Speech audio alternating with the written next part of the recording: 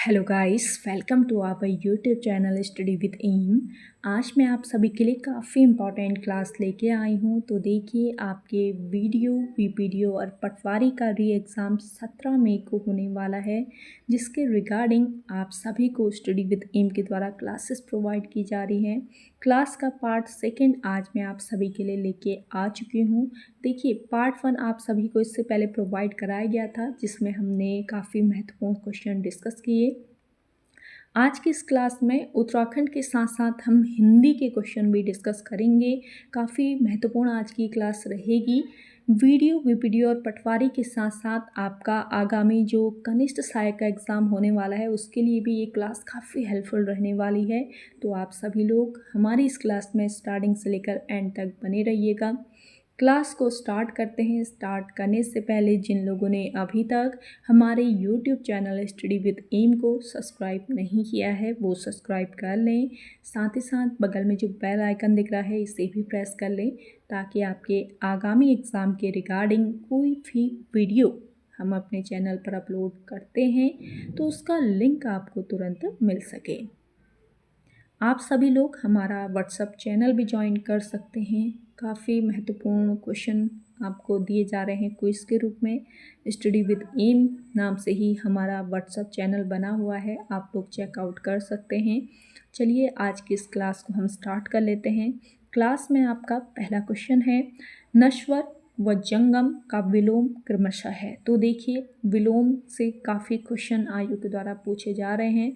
तो यहाँ पे नश्वर व जंगम का विलोम कौन सा होगा, ये बताना है। नश्वर का विलोम होता है शाश्वत और जंगम का विलोम होता है स्थावर, यानी कि ऑप्शन सी इस क्वेश्चन का बिल्कुल करेक्ट आंसर हो जाएगा। अगला क्वेश्चन देखिएगा,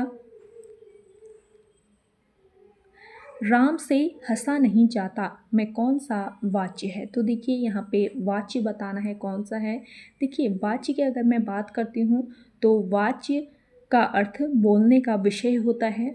वाच्य क्रिया का वह रूप होता है जिससे हमें पता चलता है कि वाक्य में कर्ता, कर्म या फिर भाव में किसी एक की प्रधानता होती है। अब वाच्य जो होते हैं आपके, ये 3 प्रकार के होते हैं। एक तो होता है आपका कर्तृवाच्य, दूसरा होता है आपका कर्मवाच्य और तीसरा होता है आपका भाववाच्य।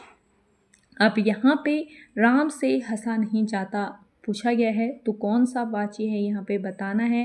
देखिए, दिए गए ऑप्शन में आपका करेक्ट आंसर तो हो जाएगा भाववाच्य। अब भाववाच्य क्या होता है, अगर आपको पता नहीं रहेगा तो आप इस क्वेश्चन को हल कर ही नहीं सकते।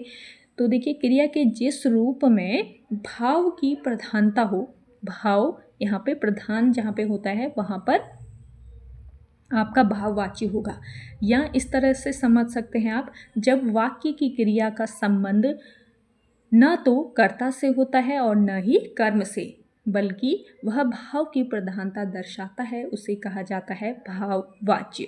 अब राम से हंसा नहीं जाता, इस वाक्य को अगर हम देखें तो इस वाक्य में हंसना यानी हंसा और या फिर आपका हंसना जो है, ये क्रिया का भाव यहाँ पे मुख्य है। तो क्रिया का भाव यहाँ पे देखना है तो क्या है, भाव हो जाएगा यहाँ पे हंसना। यहाँ पर राम की अगर मैं बात करती हूँ तो ये आपका हो जाएगा कर्ता। तो कर्ता यहाँ पर प्रधान नहीं है, बल्कि उसके हंस न पाने की स्थिति या फिर मजबूरी को यहाँ पे दर्शाया गया है। हंसना जो है एक अकर्मक क्रिया होती है, हंसना एक अकर्मक क्रिया है और भाववाच्य केवल अकर्मक क्रिया से ही बनता है। इस पॉइंट को अगर आप ध्यान रखेंगे तो इस क्वेश्चन को आसानी से सॉल्व कर सकते हैं। भाववाच्य केवल अकर्मक क्रिया से ही बनता है और हंसना यहाँ पे आपका अकर्मक क्रिया है। और अकर्मक क्रियाएं क्या होती है, जब किसी क्रिया का फल कर्म पर न पड़ के किस पे पड़ता है, कर्ता पर पड़ता है। सभी स्वाभाविक क्रियाएं जैसे कि हंसना हो गया, आपका नाचना हो गया, इसके अलावा रोना हो गया और आपका चिल्लाना हो गया, ये सभी स्वाभाविक जो क्रियाएं होंगी वो आपकी अकर्मक क्रियाएं होंगी। तो इस क्वेश्चन को इस तरीके से आप लोग ध्यान रखेंगे। राम से हंसा नहीं जाता, यहाँ पे हो जाएगा आपका भाववाच्य। चलिए अगला क्वेश्चन देखिएगा, निम्न में से चंद्रमा का पर्यायवाची नहीं है। तो देखिए चंद्रमा का पर्यायवाची अगर आपको पता होंगे कौन कौन से होते हैं तो आप इस क्वेश्चन को करेक्ट कर सकते हैं। चंद्रमा के पर्यायवाची मृगांक है, निशाकर है, सुधांशु है, लेकिन रजनीचर नहीं है।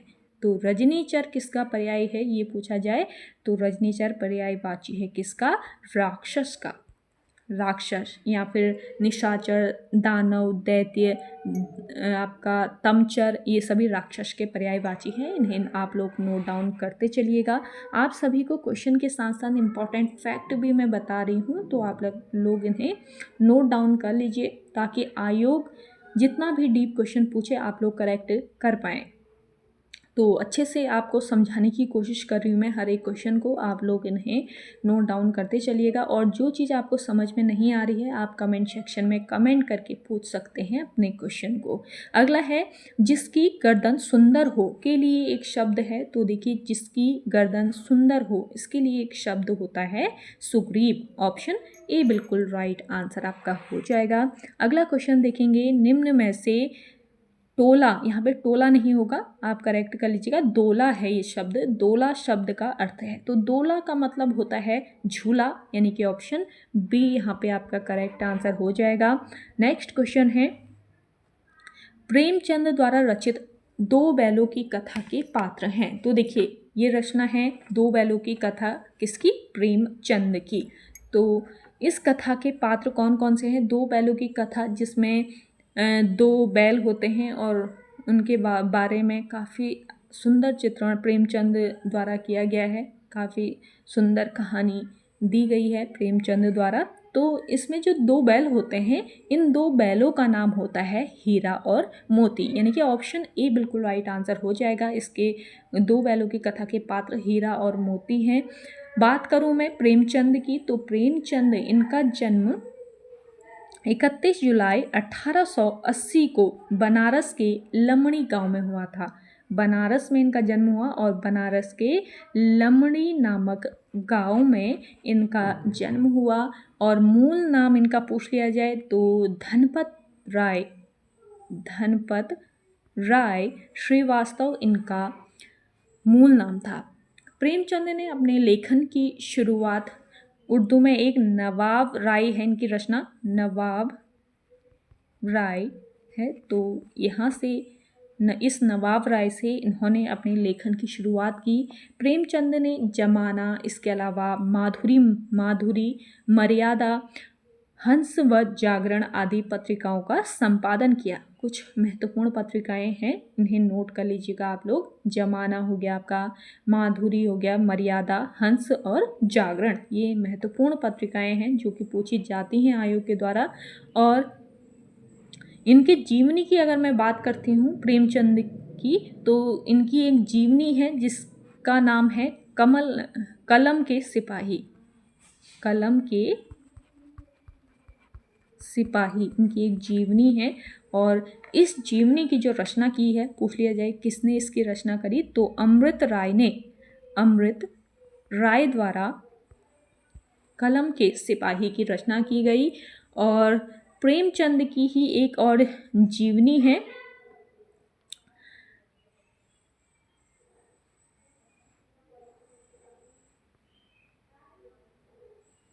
मजदूर के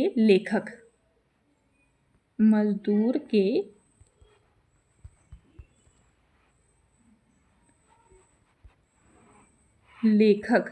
तो इसकी रचना किसने की है? मदन गोपाल ने। तो कलम के सिपाही की रचना अमृत राय ने की और प्रेमचंद की जीवन कलम के मजदूर के लेखक जो है मदन गोपाल ने की। इस पॉइंट को आप लोग याद रखेंगे। अगला क्वेश्चन देखेंगे, प्रेमचंद के फटे जूते निबंध संग्रह रचित है। प्रेमचंद के फटे जूते जो कि इनका निबंध संग्रह है, ये किसने लिखा है या किसने इसकी रचना करी ये बताना है। तो करेक्ट आंसर है आपका हरिशंकर परसाई। हरिशंकर परसाई जो है ये हिंदी के प्रसिद्ध लेखक और व्यंग्यकार थे। इन्होंने जबलपुर से वसुधा नामक ध्यान दीजिएगा, इंपॉर्टेंट पॉइंट है। जबलपुर से इन्होंने वसुधा नामक पत्रिका निकाली। तो वसुधा नामक पत्रिका किसने निकाली पूछ लिया जा सकता है, हरिशंकर परसाई आपको याद रखना है। परसाई जबलपुर में अखबार देशबंधु में पाठकों के प्रश्नों का उत्तर दिया करते थे और इनका समग्र साहित्य परसाई रचनावली के रूप में 6 भागों में बटा हुआ है। इनके निबंध संग्रह की अगर बात की जाए तो देखिए, इनके निबंध संग्रह कौन कौन से हैं, इंपॉर्टेंट है, पूछे जाते हैं अक्सर आयोग के द्वारा। आप नोट कर लीजिएगा, भूत के पांव पीछे, भूत के पांव पीछे, यहाँ पे स्क्रीन पे नहीं लिखा जा रहा है, आप लोग नोट कर लीजिए, मैं बता रही हूँ आपको। पहला है भूत के पांव पीछे, इसके अलावा है आपका तब की बात और थी, बेईमानी की परत, शिकायत मुझे भी है, सदाचार की ताबीज, अपनी अपनी बीमारी, प्रेमचंद के फटे जूते, इसके अलावा पगडंडियों का जमाना। ये इनके कुछ निबंध संग्रह है जो कि काफ़ी महत्वपूर्ण है, इनको आप लोग नोट कर लीजिए। अगला क्वेश्चन है आपका, गौरापंत शिवानी का जन्म हुआ था। तो देखिए, गौरापंत शिवानी आप सभी को पता है कि ये हिंदी की प्रसिद्ध लेखिका हैं। तो गौरापंत शिवानी, इनका जन्म होता है वर्ष 1923 में। और कहाँ इनका जन्म हुआ ये पूछ लिया जाए तो इनका जन्म वर्ष 1923 में कहाँ पर हुआ था, राजकोट में हुआ था। राजकोट में इनका जन्म होता है, लेकिन ये मूल रूप से कहाँ की थी पूछ लिया जाए तो मूल रूप से ये अल्मोड़ा की थी।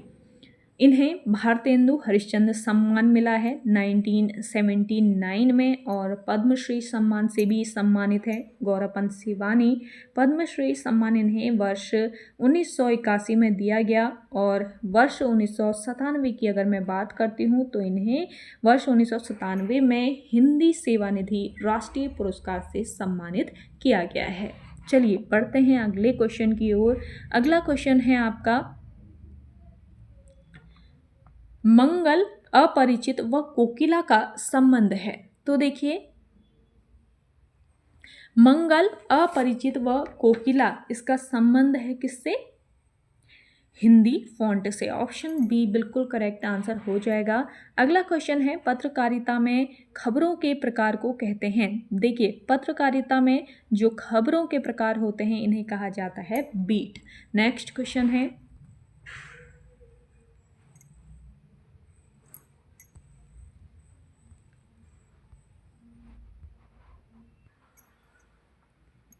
नेक्स्ट है, गृह मंत्री अमित शाह ने किस राज्य में मुख्यमंत्री घासियारी कल्याण योजना और सहकारी समितियों के कंप्यूटरीकरण का शुभारंभ किया है।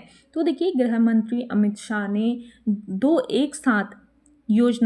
दो अलग अलग योजनाएं एक साथ इनका शुभारंभ किया है। किस राज्य में किया है ये बताना है। तो राज्य हो गया आपका उत्तराखंड राज्य।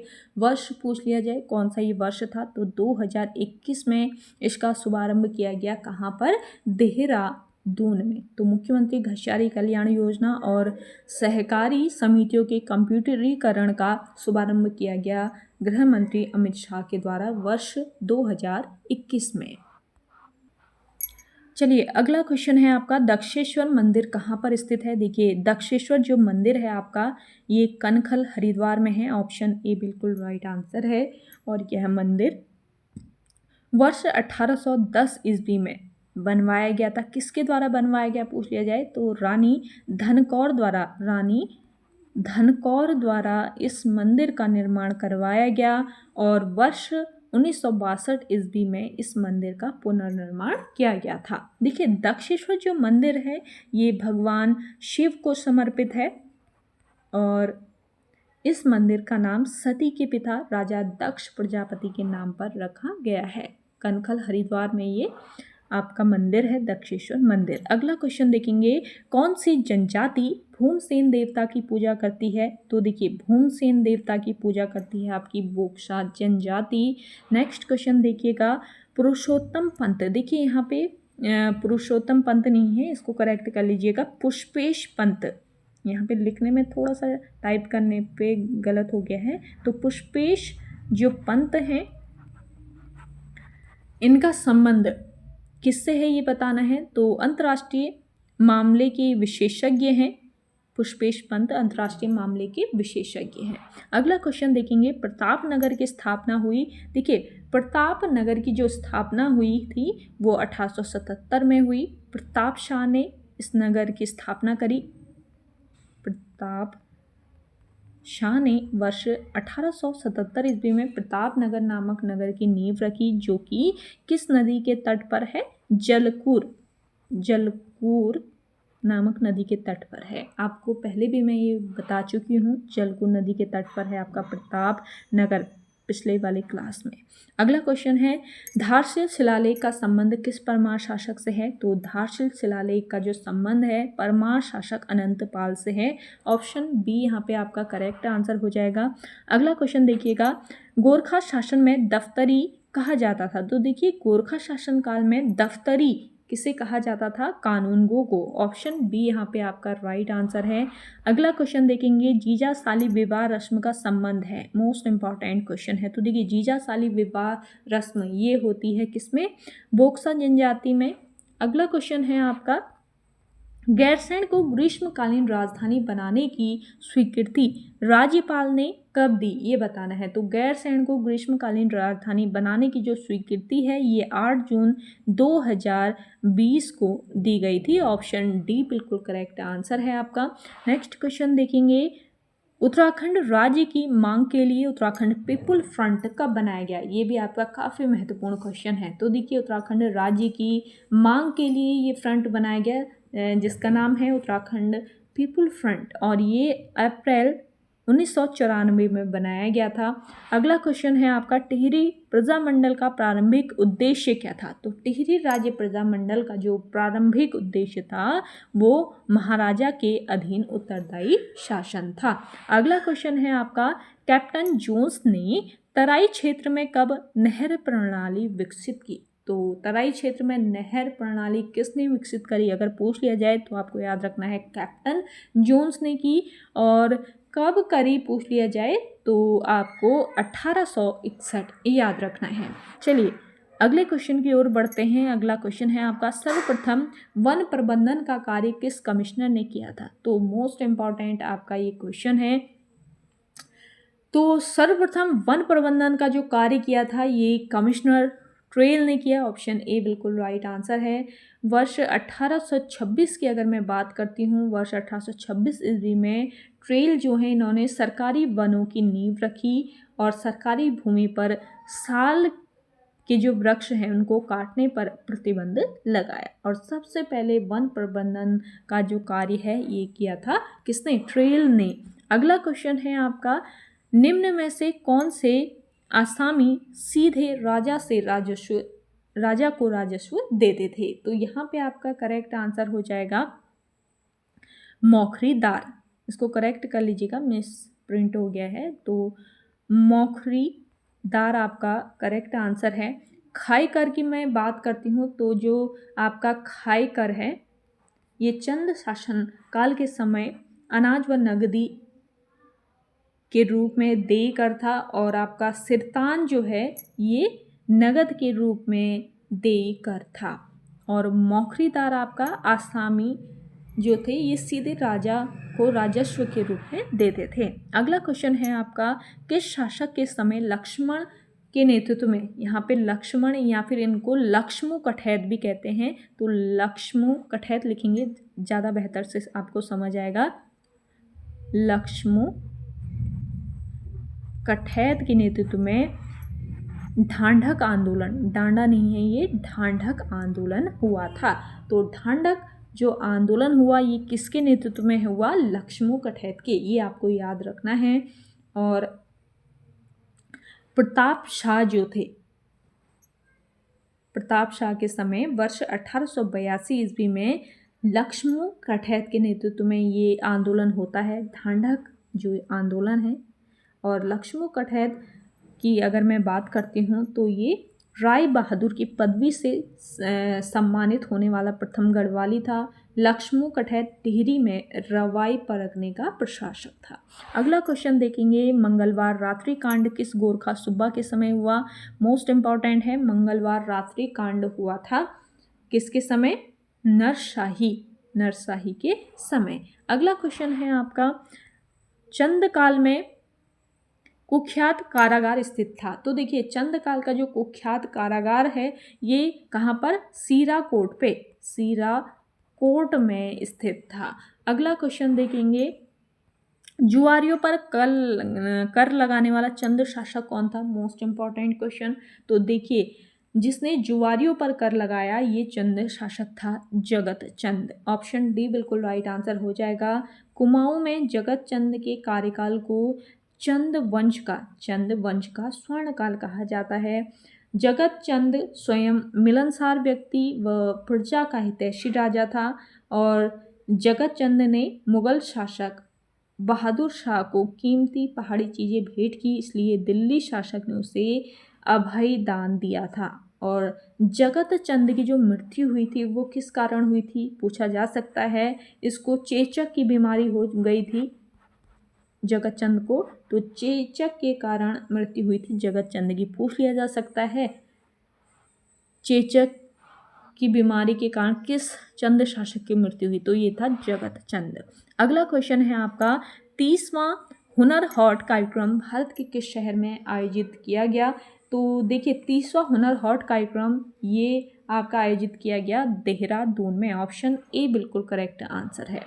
अगला क्वेश्चन देखेंगे, किस प्रजाति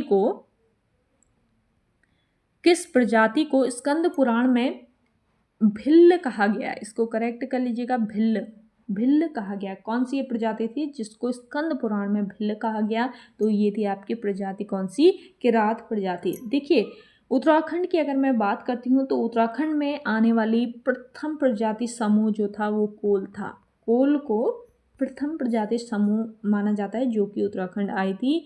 और कोल के बाद कौन आता है, किरात। तो कोल के बाद उत्तराखंड पर किरातों का आधिपत्य हुआ। किरातों को किन्नर या फिर इनको कीर भी कहा जाता है, किन्नर या कीर इन्हें कहा जाता है। स्कंद पुराण जो है तो स्कंद पुराण में इसे भिल्ल कहा गया है, किरातों को भिल्ल कहा गया है। और किरातों की जो भाषा है वो कौन सी भाषा बोलते हैं, मुंडा भाषा ये बोलते हैं। कालिदास का रघुवंश महाकाव्य जो है इसमें किरातों का वर्णन किया गया है, ये आपको याद रखना है। अगला क्वेश्चन है, आप सभी को आज की क्लास पसंद आ रही है, आप लोग जल्दी से लाइक कर लें। जिन लोगों ने अभी भी हमारे YouTube channel study with M को सब्सक्राइब नहीं किया है वो सब्सक्राइब कर लें। जितना हो सके आप लोग क्लास को शेयर कीजिएगा। अगला क्वेश्चन है, महाभारत काल के पुलिंद राजा सुबाहु की राजधानी थी। तो पुलिंद राजा सुबाहु की जो राजधानी थी वो कहाँ पर थी ये बताना है, तो करेक्ट आंसर हो जाएगा आपका श्रीनगर। अगला क्वेश्चन देखेंगे, निम्न में से कौन सी रचना व रचनाकार गलत है। तो बूरो संग हर्षपुरी, होली हिमालय पुस्तक के लेखक ई सैरमन ओकले, मसूरी मेडले के लेखक हैं गणेश शैली। तो आपको तीनों सही दिए गए हैं, कौन सा गलत है ये बताना था, तो इनमें से कोई नहीं, यानी कि ऑप्शन डी बिल्कुल करेक्ट आंसर हो जाएगा।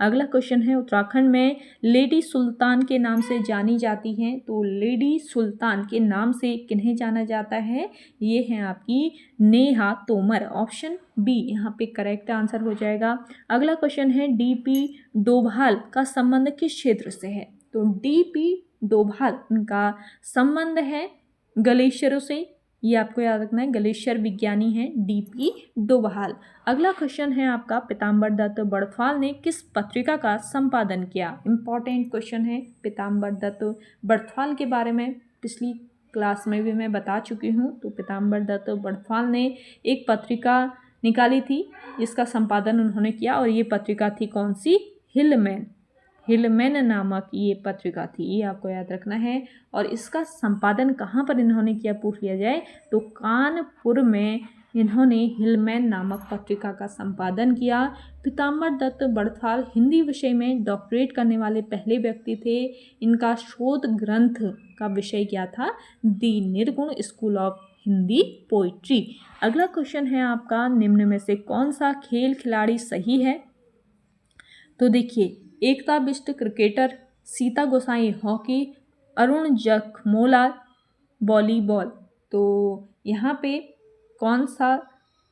सही है ये बताना है। सभी यहाँ पे सही हैं, तो इनमें से सभी यानी कि ऑप्शन डी बिल्कुल करेक्ट हो जाएगा। अगला क्वेश्चन है, राज्य में युवा नीति कब घोषित हुई थी? तो राज्य में युवा नीति की घोषणा की गई थी सितंबर 2011 में। नेक्स्ट क्वेश्चन है, ई डिस्ट्रिक्ट योजना का प्रारंभ कब हुआ?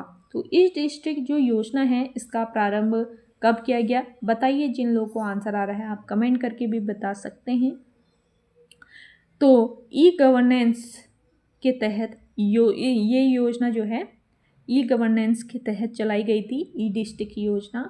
तो ई गवर्नेंस के तहत यह योजना 2009 में कहाँ पर शुरू की गई थी? पौड़ी गढ़वाल में। पौड़ी गढ़वाल में 2009 में इसकी शुरुआत की गई और इस योजना का जो मुख्य उद्देश्य था वो सूचना प्रौद्योगिकी के माध्यम से सरकारी सेवा जन जन तक पहुंचाना था। अगला क्वेश्चन देखेंगे, कैनाबिस सटिवा निम्न में से किसका वैज्ञानिक नाम है? तो कैनाबिस सटिवा या कैनाबिस सटाइवा भी इसे कहा जाता है, तो ये भांग का वैज्ञानिक नाम है। अगला क्वेश्चन देखिएगा, गढ़वाल में किसे खिचड़ी संक्रांत के नाम से जाना जाता है? तो खिचड़ी संक्रांत के नाम से जाना जाता है मकर संक्रांति को। अगला क्वेश्चन है आपका, कुमाऊं में कौन सा नृत्य पांडव व नरसिंह लीलाओं पर आधारित है? तो इम्पॉर्टेंट क्वेश्चन है काफ़ी। आपके जो नृत्य है ये एक महत्वपूर्ण टॉपिक है, यहाँ से क्वेश्चन पूछता है आयोग, तो ध्यान दीजिएगा। यहाँ पे पूछा गया है कौन सा नृत्य है जो पांडव व नर लीलाओं पर आधारित है? तो ये नृत्य है आपका कौन सा नृत्य? छोलिया नृत्य। ऑप्शन सी बिल्कुल राइट आंसर हो जाएगा। कुमाऊं में छोलिया नृत्य युद्ध नृत्य की शैली का है और छोलिया जो नृत्य है ये शादी या धार्मिक अवसरों और किरजी कुंभ के समय किया जाता है। इसमें तलवार व ढाल का प्रयोग किया जाता है और ये नृत्य पांडव और नरसिंह लीलाओं पर आधारित है। चलिए अगले क्वेश्चन की ओर बढ़ते हैं। अगला है आपका, मणिराम बैरागी का संबंध है। तो मणिराम बैरागी का संबंध किससे है? चित्रकारी से।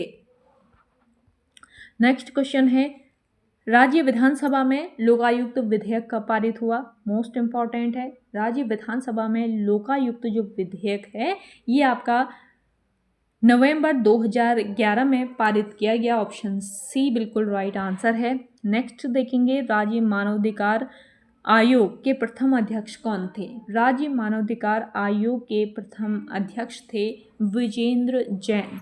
नेक्स्ट है, उत्तराखंड में वन प्रशासन की सबसे छोटी इकाई? उत्तराखंड राज्य में वन प्रशासन की सबसे छोटी इकाई होती है बीट। नेक्स्ट क्वेश्चन देखेंगे, धारी देवी मंदिर स्थित है। देखिए धारी देवी का जो मंदिर है ये आपके कहाँ पर स्थित है?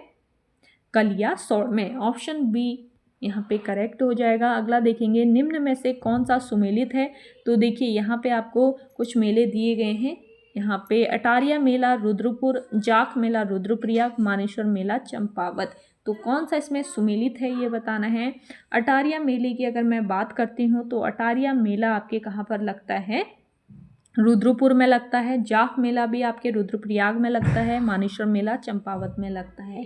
तो यहाँ पे सभी सही सुमेलित दिए गए हैं, इस हिसाब से सभी यानी कि ऑप्शन डी बिल्कुल करेक्ट आंसर हो जाएगा। नेक्स्ट है आपका, कुमाऊं का गहना कहा जाता है। कुमाऊं का गहना किसे कहा जाता है? देखिए कौसानी को कुमाऊं का गहना कहा जाता है। अगला क्वेश्चन है आपका, बलौती, बलौती नहीं है, इसको करेक्ट कर लीजिएगा, बलंती है इसका नाम। बलंती आलू फार्म ये कहाँ पर लोकेटेड है ये बताना है। तो करेक्ट आंसर है आपका मुनस्यारी। मुनस्यारी पिथौरागढ़ में बलंती आलू फार्म स्थित है। नेक्स्ट है आपका, रुड़की नगर किस नदी के तट पर स्थित है? तो रुड़की जो नगर है ये आपके किस नदी? सोलानी नदी, सोलानी नदी के तट पर बसा हुआ है रुड़की। और रुड़की जो है इसे इंजीनियर्स का मक्का कहा जाता है। प्राचीन में रुड़की जो था ये आपके लंढौर रियासत के अधीन हुआ करता था। लंढौर रियासत के ये अधीन था पहले। और लंढौर के अंतिम राजा कौन थे पूछा जाए? लंढौर के अंतिम राजा थे रामदयाल। तो इनकी जब मृत्यु हो गई थी उसके बाद रुड़की क्षेत्र जो है ये ब्रिटिशर्स के अधीन हो गया, यानी कि ब्रिटिश शासन के ये अधीन हो गया। और रुड़की नगर का जो नाम है एक रूड़ी नामक महिला के नाम पर रखा गया है। ये भी आपका इम्पॉर्टेंट पॉइंट है। तो ओके गाइज, आज के इस सेशन में इतना ही। आई होप आप सभी को आज का ये सेशन काफ़ी पसंद आया होगा। अगर आप सभी को आज का ये सेशन पसंद आता है तो इस सेशन को लाइक कीजिए, शेयर कीजिए। जिन लोगों ने अभी भी हमारे YouTube channel study with M को सब्सक्राइब नहीं किया है वो सब्सक्राइब कर लीजिए। आने वाले एग्ज़ाम के लिए भी यहाँ पे काफ़ी इम्पॉर्टेंट कंटेंट आप लोगों को प्रोवाइड कराया जाएगा। तो आप लोग चैनल पर अगर नए हैं तो सब्सक्राइब कर लीजिएगा। चलिए मिलते हैं नेक्स्ट इंटरेस्टिंग वीडियोस के साथ, तब तक के लिए धन्यवाद।